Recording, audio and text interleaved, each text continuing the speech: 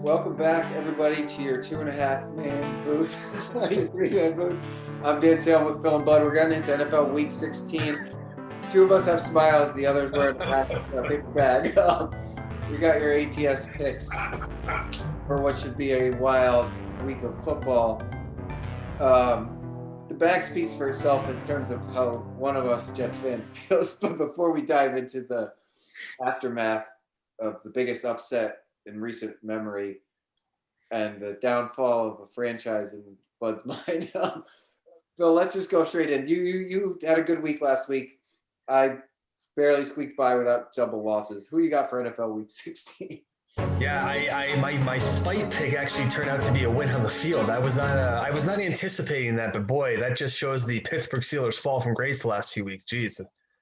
So sticking with that theme, I'm going to take the Bengals to not roll again, but to cover 8 against Houston, because why not? There's no other reason than you're at the end of the season. Teams, not that they don't care, but they have nothing to play for. So, the bad teams want to continue to improve, like the Bengals, right? They want to continue to improve, see who they have, see who they don't have. So give me 8 points against the Texans team.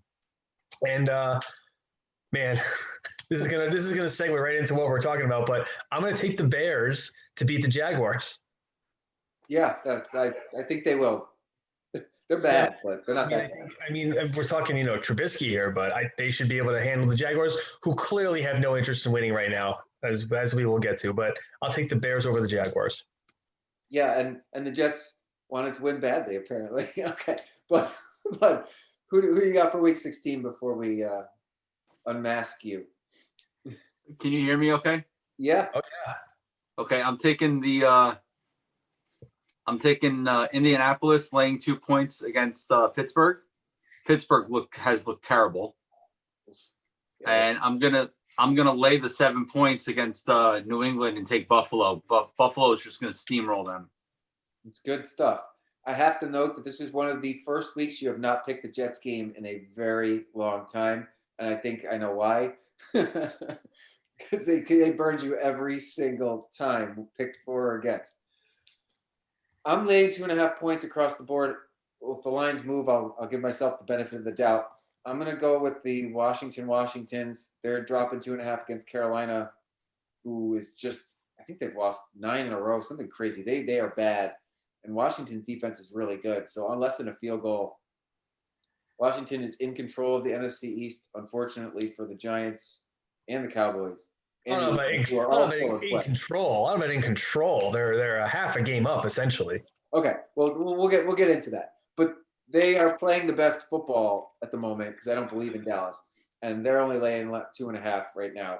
So I'm going to take them against Carolina. And the other team I'm taking, yes, right, the Dolphins. I should remember that. That's a playoff team in my mind. They're dropping 2.5 against a Raiders team, who I don't know if Derek Carr will be back, but they've fallen apart against bad competition. And it just, playoffs, not playoffs, less than a field goal. I like the Dolphins. They have the best record against the spread in the entire league, and I don't see that changing. That's NFL Week 16 picks against the spread. Merry Christmas, happy holidays for everyone. Happy Festivus. Happy Festivus for everyone who is not a New York Jets fan, or for me, as a Jets fan who actually wanted my team to win and enjoyed that they actually got a victory, because you got to win at least one game each season. And it was going to happen. That was just in the most unlikely. Oh, great. The phone's ringing in the middle of the night. We have a call. Pick it up. A landline. Yeah. All right. That's the Jets calling to tell me that I have the right opinion, right? Or to just tell me to shut up. I'll be quiet. You go, Bud. The phone's cutting me off. So I'm going to tell you how Adam Gase has screwed this franchise. Okay? All you had to do was lose. That's it.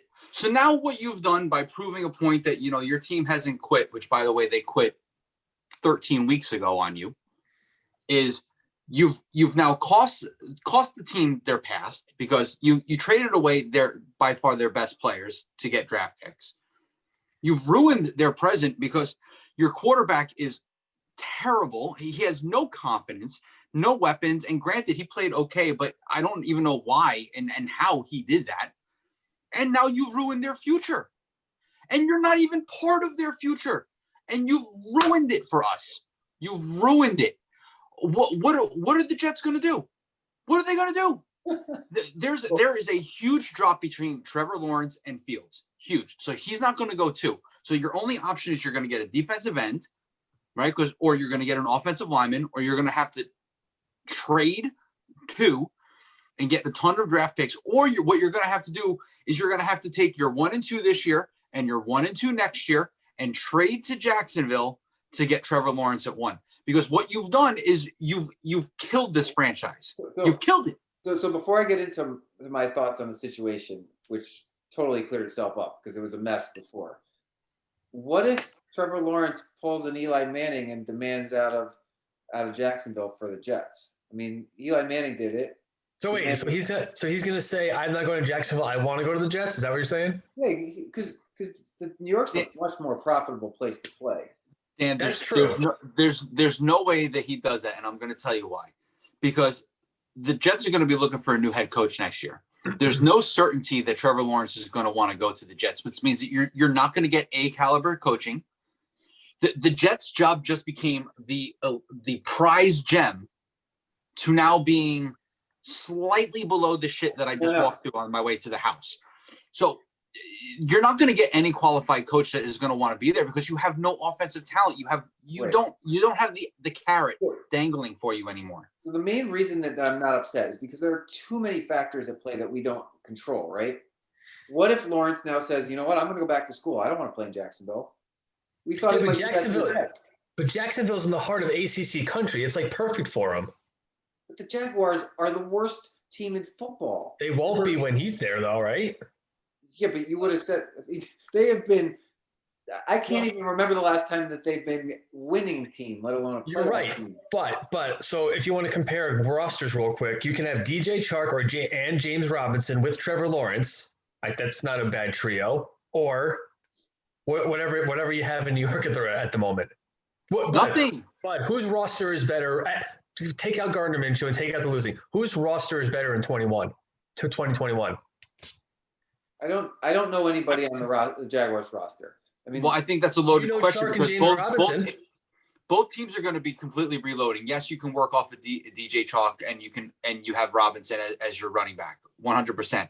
But you have Mims as a wide receiver who has shown something. You have no running game unless you're sold on Johnson and P. Ryan, which I can sell that on. You know, I don't know what you're going to get. I think what you're really going to need to focus on is whether or not Douglas can turn these draft picks into actual players that will make contributions to the team. And as I said to you last week in the podcast, the Jets have not drafted well in the history of their franchise. They have not drafted well. I have to hope that Joe Douglas has a plan here because now that they don't have one, there's going to be a lot of maneuvering. Do you trade out of 2 and you stockpile picks to somebody who's going to be desperate for that quarterback? Say somebody like San Francisco or somebody like Detroit who maybe moving on from Matthew Stafford. You know, I don't know. I don't know what their plan is because their plan was so ingrained in getting the first pick for Trevor Lawrence. And now that's not going to happen. So I don't actually think that it was because Joe Douglas wants to build from the lines out, right? And they already had a number 3 overall quarterback on their roster who has not played a full season yet in the league. Now that speaks against him being able to do it going forward, but he also has not had a coach that coaches to his strengths. Not a single one. He's played for two coaches and neither one had an offense that complemented him. So we both sat here and said earlier in the season, we aren't ready to give up on Sam Darnold. Now he has looked bad this year, but circumstantially, he didn't look terrible his rookie year. He looked like he was a growing, developing player, and he looked great the second half of last season when he actually got some momentum, and he was great against bad competition, right? So we don't know. We both thought he'd be great on another team. But I'm not sure the quarterback was the Jets' problem this season. I mean, he didn't play well, but that wasn't their biggest issue, right? Their coaching is their biggest issue. And yeah, I agree with you.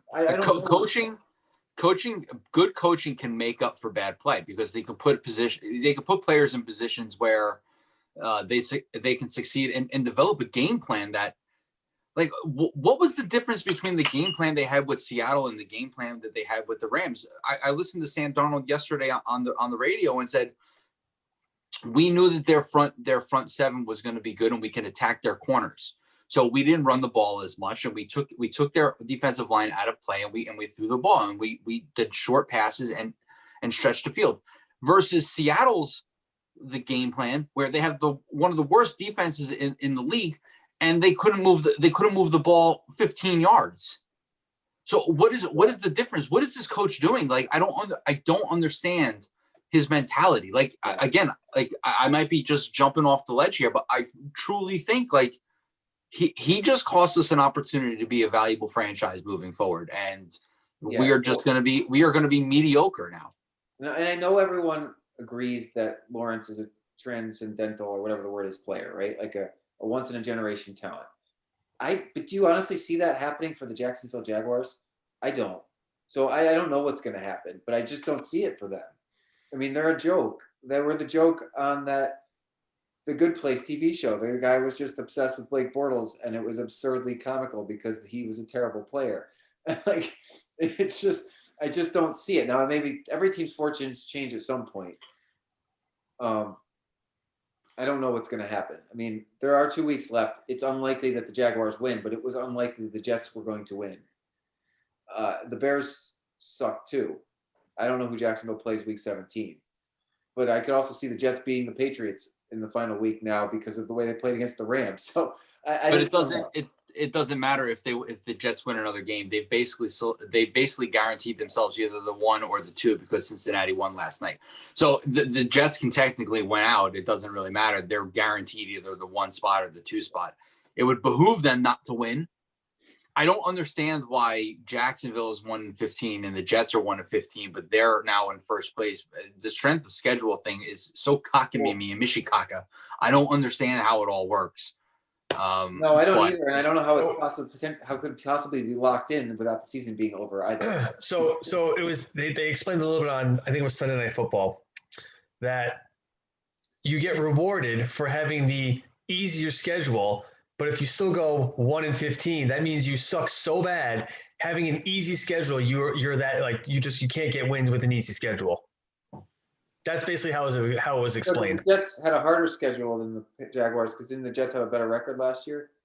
That's what they're saying. They're saying the Jaguars' schedule. So this is assuming they both lose out, right? Because I think everyone's expecting Jacksonville to probably lose out.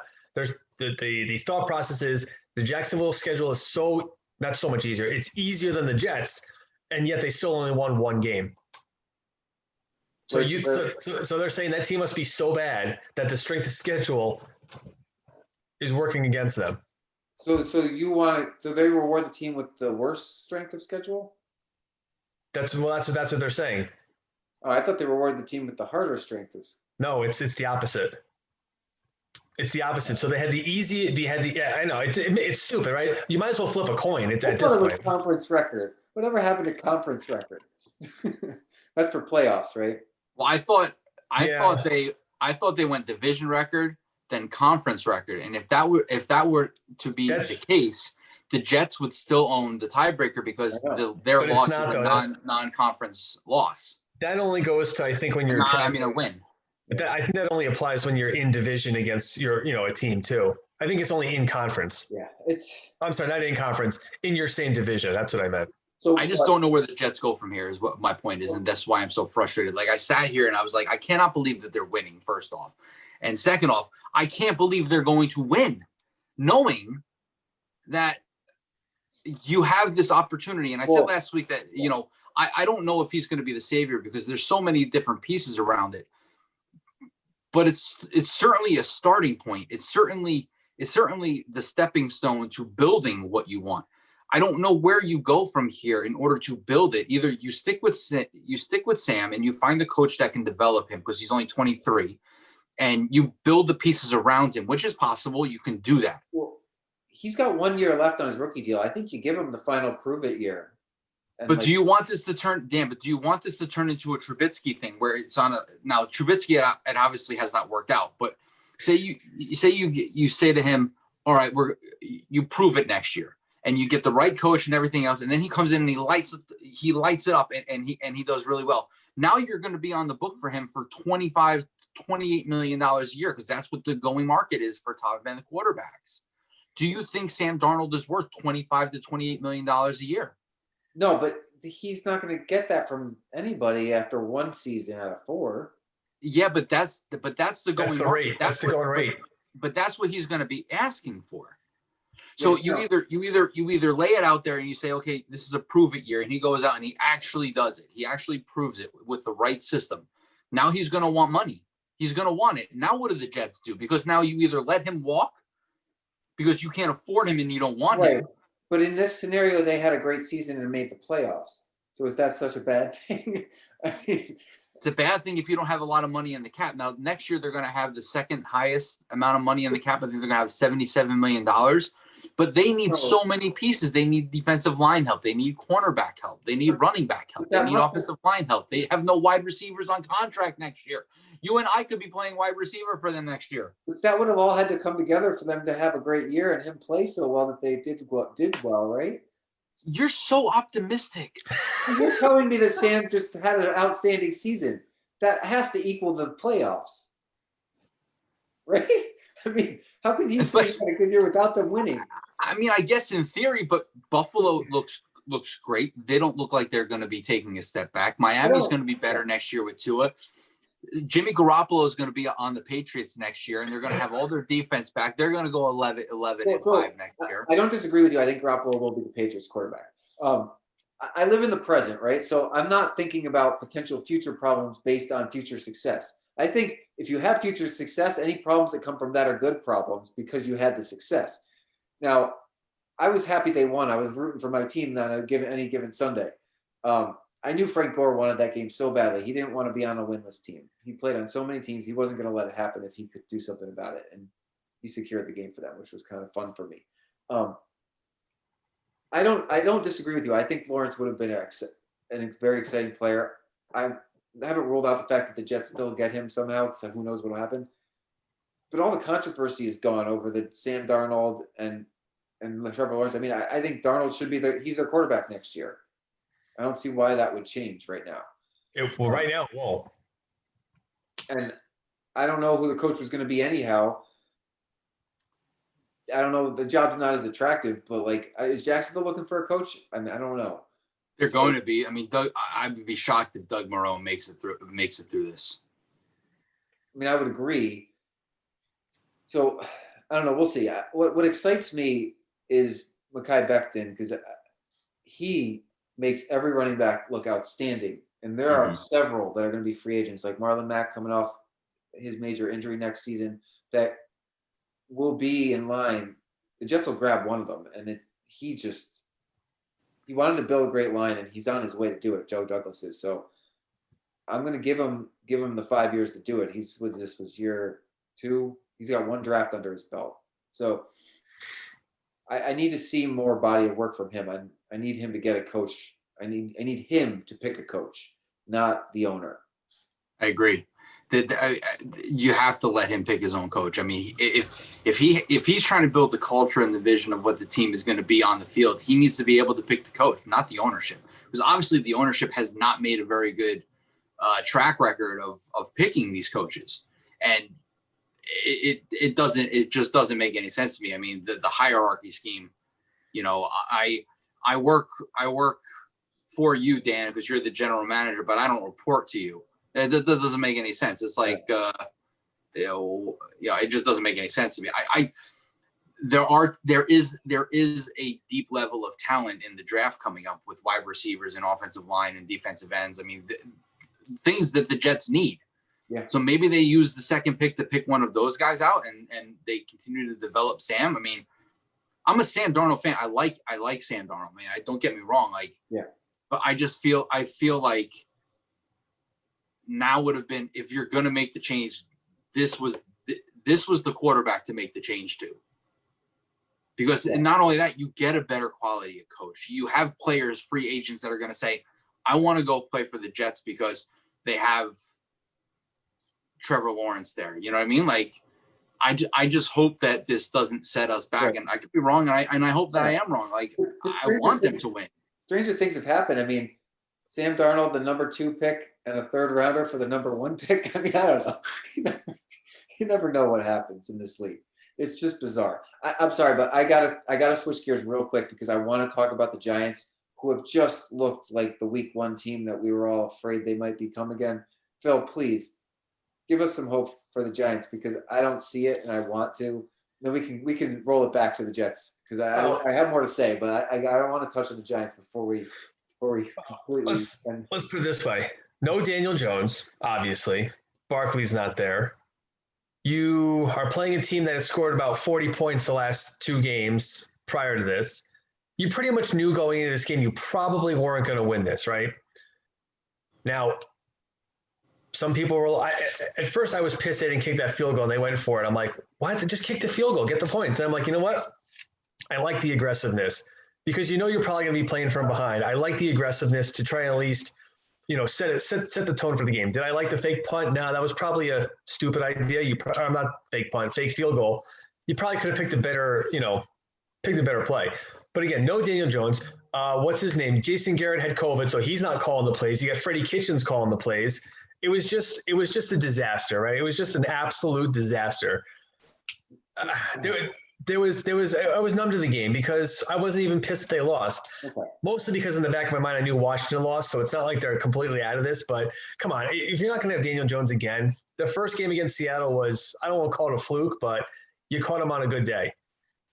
Colt McCoy, he's a bad. I can't get excited for that. I really can't. There was too many things going against him in this game, and it showed. The defense played well for a half, and then then the floodgates kind of opened. But there was no flow to this game. There was no, I don't know. There was nothing to it. And we expected them to lose this game. I mean, the Browns are a better football team. Right, exactly, and that's true too. The Browns are a 10-win team in this league right now. The NFC East is there for the taking.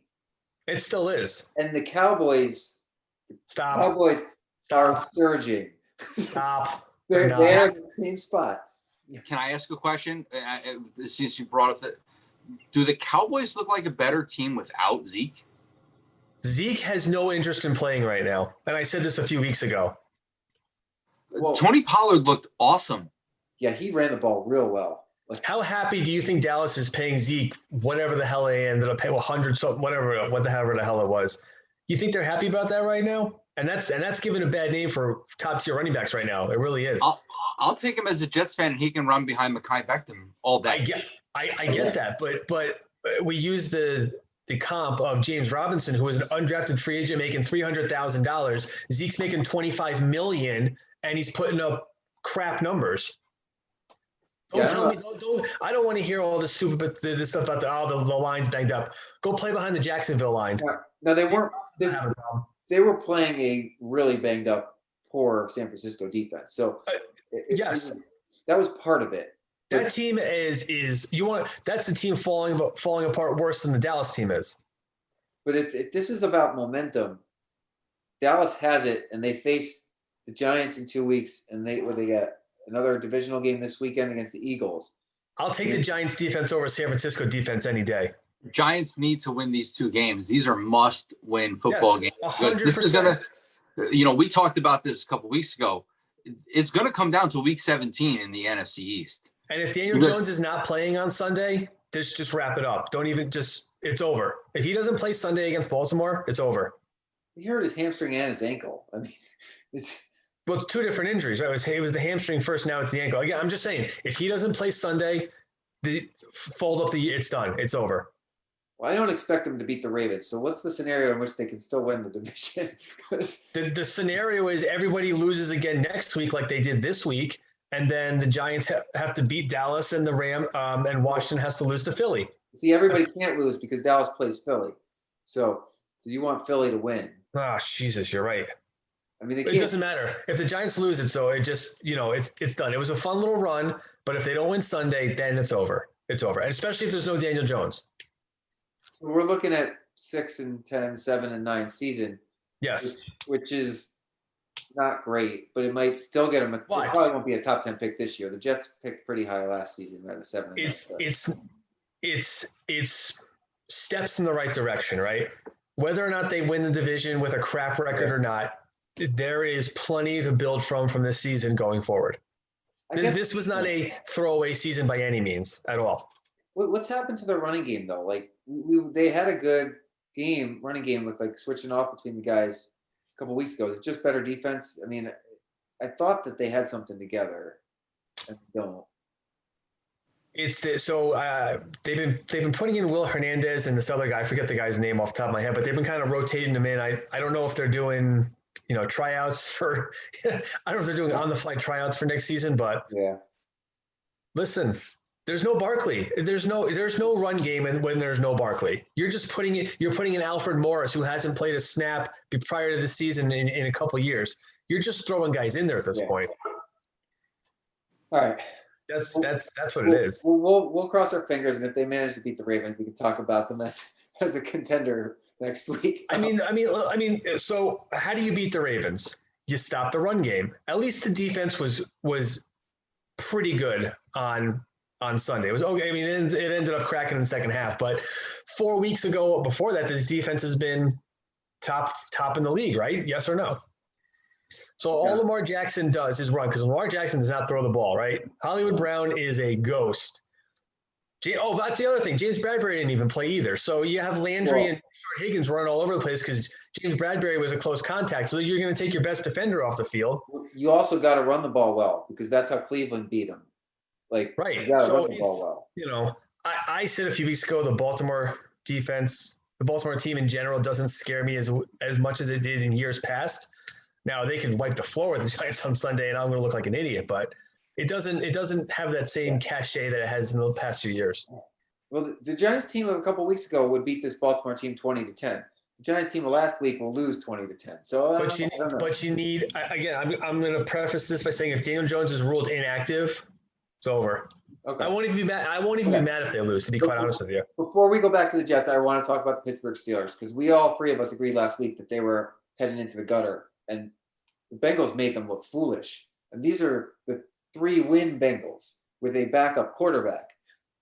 A backup quarterback. Yep. What the heck's going on in Pittsburgh? Here's what's going on. You're relying too much on Ben, and his arm strength does not look good right now. I mean, I watched a little bit of that game. First of all, that game was borderline unwatchable last night. He can't throw. He's having trouble throwing the ball downfield. And when he is throwing the ball downfield, he's very inaccurate with his passes. He's not making good reads. And to Phil's point from the podcast last week, they have no running game. It's almost like they just choose not to run the football anymore. I mean, how many times did they run the ball last night? 10, 12 times? Yeah. That's not good. Now, you were behind most of the game, but you shouldn't be behind against the third string quarterback and a team that only has 2 wins. I mean, I'm sorry, like that. This team is going to be one and done in the playoffs, guaranteed. You know what's surprising? They may not even win. They may not even win the AFC North. Cleveland is right there. They're a game behind. I know. But if Pittsburgh loses this week and the Browns win, it'll be for the division the final week. Yeah, I mean that's why you play these division games. Even if the Bengals, I mean not the Bengals, even if the Browns win against them, they would both have the same record, and I think Cleveland would get the title. I think. Yeah. Well, that's when it would go to division record second. Yeah. I'm pleasantly surprised and happy for the Browns. The Pittsburgh Steelers, I always didn't care for them too much. I'm just amazed. I always felt Connor was a pretty good running back, and they are not using him, so something's up there. You think Odell Beckham has seen his last snap as a Cleveland Brown? Oh yeah. Oh, I agree. I said it to you guys right when he got hurt, and Phil, you defended him, and rightfully so. I mean, he's a great talent, but they're a much better football team without him on the field. I'm sorry. And you know what? Baker Mayfield is a better quarterback. He had 5 incompletions on Sunday. Yeah, 5. He threw for 300 yards and had 5 incompletions. I know, and he's finding Landry now. He wasn't finding him before. It's so funny. Higgins is involved now. I mean, he's getting everybody involved. Chubb and Hunt. I mean, they seem like a more well-rounded team where it's not just all about Odell Beckham Jr. and everybody else is just secondary. Their defense is good. Myles Garrett is awesome. Yeah. Well, you see that for a lot of these wide receivers who have that type of a polarizing personality, and they just suck the offense down and like into themselves. Speaking of those, you reminded me real quick. Did you know on Sunday that Larry Fitzgerald, Des Bryant, and Antonio Brown all caught touchdowns on Sunday? Something that hasn't happened for like 4 years in the league. But Tom Brady had a big comeback win against the Falcons again. I was just going to say he was down by 17 points again and came back and won. Unbelievable.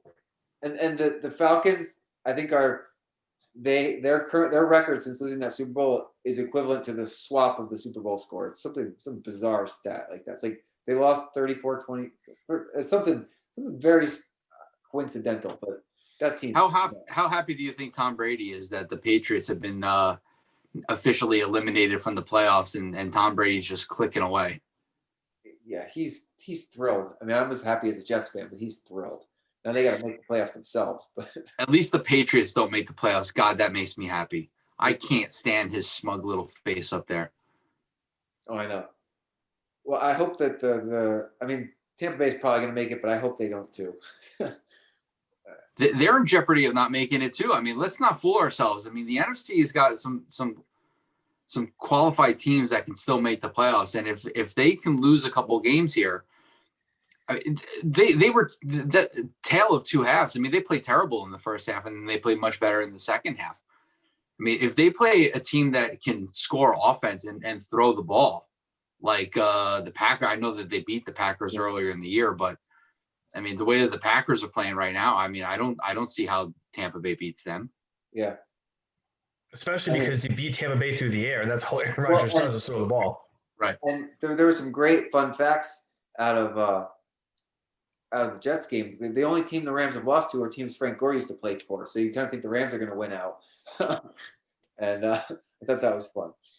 And so the Rams and even Arizona and Seattle all look like playoff teams. They're better than Tampa Bay, in my opinion. I don't know if one of them will get left out. I guess that would be Arizona. But okay, a couple more fun facts before the show wraps up. Dak Prescott still has more passing yards than Sam Darnold on the season. I love that one. I sent it to you guys. I don't know if you opened it up. And he hasn't played in what? 8 weeks? Oh, at least, yeah. It's ridiculous. It's so stupid. Yeah. It's awful. Yes, the circle of losing. That was so. The Rams have only lost to teams that Frank Gore played for, which means the conclusion is that the Rams will lose to the Colts in the Super Bowl. And Phil, you'll be right. The Colts will win the Super Bowl because Frank Gore's team was on the Colts, and that's the only team that they haven't lost to yet. You know, now that they've unleashed Jonathan Taylor, rightfully so, which they should have done weeks ago, you want to talk about a well-rounded team. T.Y. Hilton has resurrected from the dead. I mean, all of a sudden, Indianapolis seems like a contender. I know. I'm double bitter because we lost with them week one, and then I had Phillip Rivers, who stuck it on my fantasy team. So it's going to be hard to beat Buffalo. Sorry. Oh, I completely agree. Although Indianapolis does have the defense to at least be a formidable opponent, whether or not they do it, but they have the defense to maybe do it. So my pick would be I'd like to see Buffalo play the Chiefs in the AFC Championship. That would be the most exciting game. That would be fun to watch. That would be an offensive. I mean, the over/under is going to be like 57.5 easily. Yeah, but I don't know who my pick is in the NFC because there's like 4 or 5 good choices. I'd say Packers and insert second team because I think the Packers are going to go to Super Bowl.